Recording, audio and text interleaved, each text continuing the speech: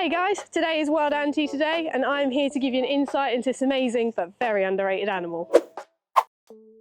So there are 4 species of anteater in the world. So there is the silky anteater, the southern tamandua, the northern tamandua and the giant anteater, which is of course what Basil here is. So Basil has been with us since 2020. He settled in absolutely superbly and he is definitely one of our most popular residents.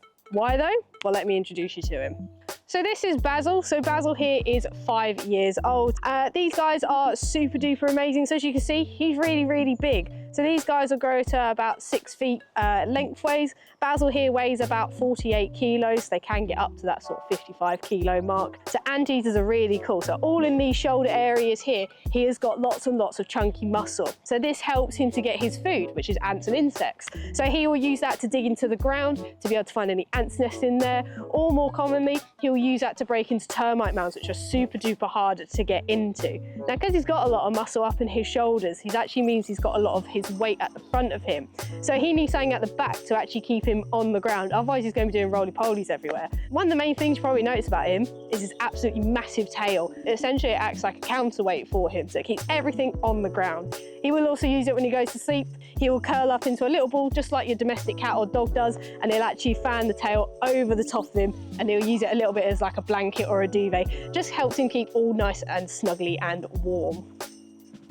So here at Jimmy's Farm Wildlife Park, we love to provide our animals with all sorts of enrichment, both for their mental health and for their physical health. So what we're going to do is let's get Basil some nutritious treats that he can enjoy getting his nose into. So here we've got Basil's insectivore mix. So this is part of his daily diet. Essentially, this replaces all of those bugs that he would have eating out in the wild. We've got some gut-loaded mealworms. Essentially what I mean by that, we feed our mealworms lots of yummy fruit and veg.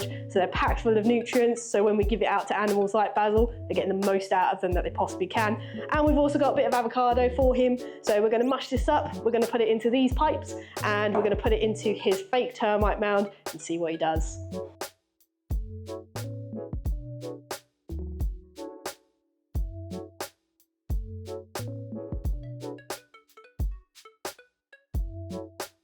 So all done. So now Basil's got some very lovely treats. So let's stick him in his termite mound and let him have some fun. Right, now they're all in. Let's go and get Basil out. Baz, come on then. Here he is.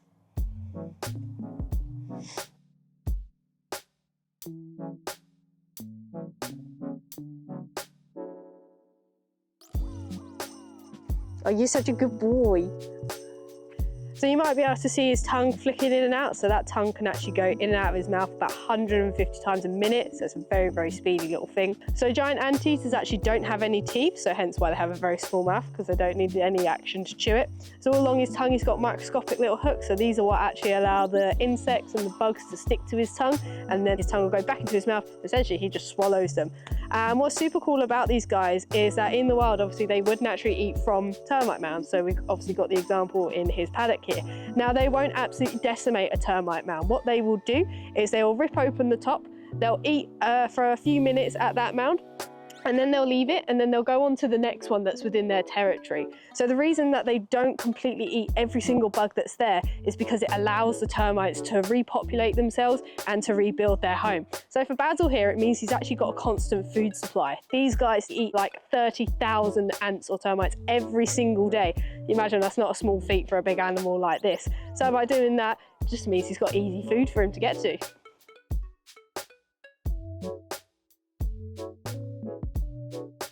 So thank you guys so much for joining me. Please remember that we do actually offer anteater experiences. So if you'd like to get a bit more up close and personal, have a little stroke of Baz, be able to feed him, we do offer those experiences here.